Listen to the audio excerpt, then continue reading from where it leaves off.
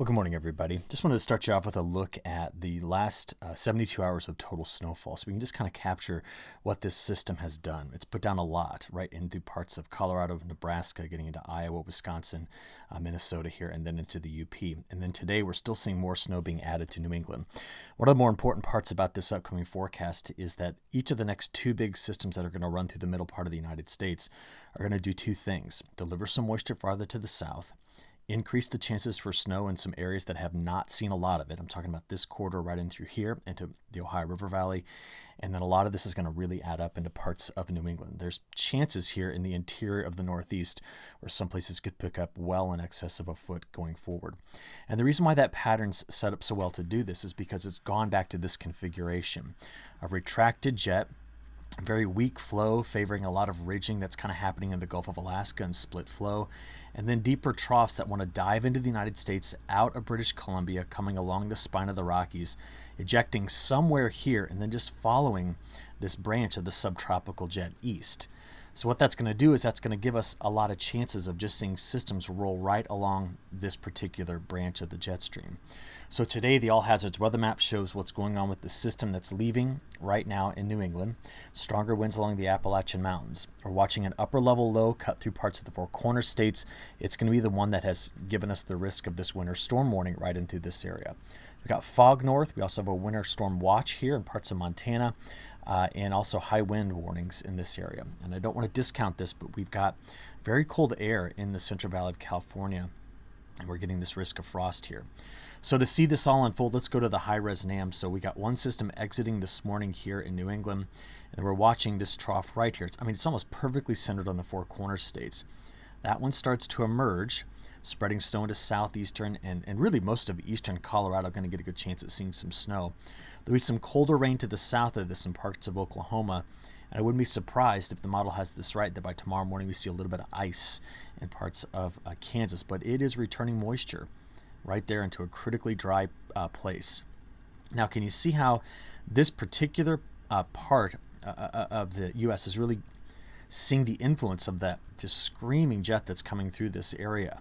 And so while this low kind of loses its shape, there is just a wide open pull on the moisture out of the Gulf of Mexico, just pushing a lot of this through the southeast toward the Carolinas by the time we get into midday Sunday. So this again is an area we've been kind of talking about as being drier, and now we're starting to see better chances of rainfall getting into the southeast. Okay, total snowfall. This is just from this morning's National Digital Forecast database going out through Sunday evening. We're just kind of watching, again, with this first system. This is the corridor over which we could get some snow. But right in through here, there's the potential for 4 to 8 inches in some places coming out of southeastern Colorado into Kansas. We're just focusing on this because this is, again, a very dry area.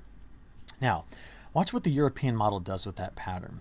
So as we watch through Friday into Saturday, here we go. We're picking up kind of where the NAM left off. So here's that system that kind of opens up and loses some of its good upper level support. But watch the rain to the south of it. That then spreads right here through the mid-Atlantic, the Carolinas down to the southeast, and we could see some stronger storms with this, so we'll watch out for that on Sunday evening. But then into the interior of New York, that's where, the interior of the Northeast. This is where we continue to see the models putting out some heavy snow. The latest forecast draws a pretty hard line right here where there'll be the rain-snow boundary, which means this is not the type of system that delivers the big snows all the way to the East Coast, but it will be windy.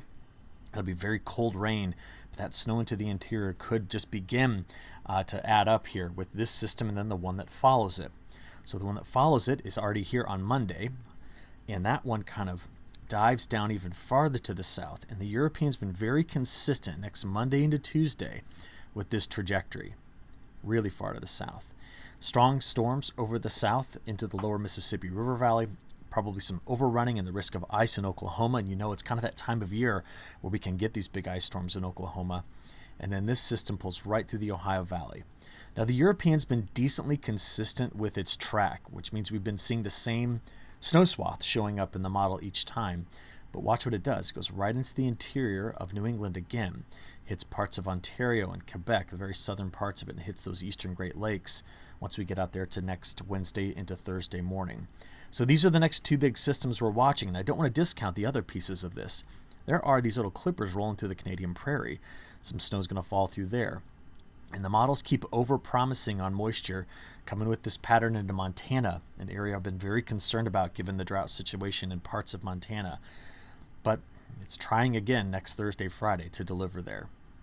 So if we take a look at this and add up that snow first, let's just kind of roll through it. This is getting us through Saturday into Sunday. Why don't we park this out there Monday morning or Monday midday? So the potential exists with that first system, this one coming right in through here, putting down some very heavy snow in the interior of New England and also into this area. The second system is sitting right here on Monday. Watch it come out and dive into the southern plains. And you can see where it's going, through Texas, into Oklahoma, Arkansas, Missouri, parts of Illinois, Indiana, Ohio. And the model's been pretty consistent with that look to this system. But this is a single model run. We have to be very careful looking at these numbers. So we'll come in here and say, well, what are the chances of getting at least 3 inches of snow in the next 10 days? So now you can see the clipper track through the Canadian prairie. You can see the first system here, the second one here, and how it all kind of gathers in the eastern Great Lakes in the interior of New England. What I want to do from here, though, is let's step this up to the chances of getting 6 inches. And here's the chance of getting, so again, that corridor is really starting to show up in the models. Here's the chance of getting a foot. So very heavy snow is likely in New England. Now we put this all together again, and we just notice what the pattern is delivering. The subtropical jet is helping guide these systems, and that's where we see the wetter conditions. We're drier in the upper Midwest overall. We're drier into the northern plains, but again, we just put down a bunch of snow here. And we're going to have to watch to see if these systems, as they come in and dive, can actually deliver moisture to this area. We do know the split flow is going to keep the west drier, though. But as we look out there to about day 10, this is the end of the month, this right here is going to be I think the most critical upstream piece to be watching for.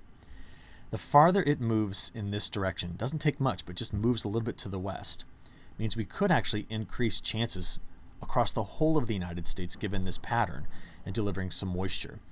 As we've been talking about, the southeastern ridge is going to be critical for how long the East Coast holds out on its warmer pattern. But this is not a dry look for week 2, which means when I look at the European ensemble and say, why is it so dry? Well, at least let me rephrase that. Why is it not showing more activity? I just have to call it into question. I think week 2, which gets us all the way to February 3rd, is actually going to see more of the systems like we're seeing over the next 7 days. All right. From here, quickly on temperatures, that southeastern ridge is the holdout.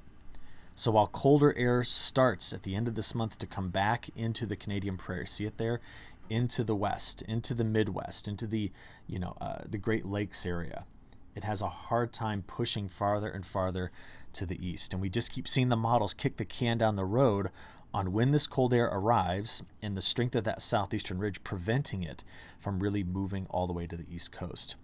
And that's kind of reflected in the latest CPC update. This is their February outlook. It's a very La Nina look to the February outlook, despite La Nina really not having exerted that strong of an influence on this pattern. But I want you to see it anyway. And the last thing is going to be the latest data on South America. The 15-day forecast continues to show that starting this weekend, storms are coming through Argentina. A lot of scattered storms. This will be kind of a hit or miss thing. Most places will get some chance at seeing rain. Some places are going to see lots of rain. When this is all done, we're going to look back at the satellite data to see who got the rain and who didn't. But it is certainly an indicator that better moisture is returning to Argentina.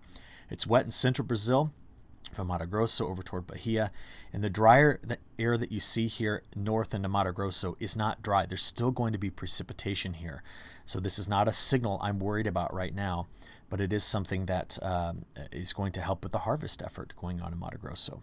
So I hope you all have a good weekend. I'll pick up again on Monday, and we'll talk to you then. Thank you.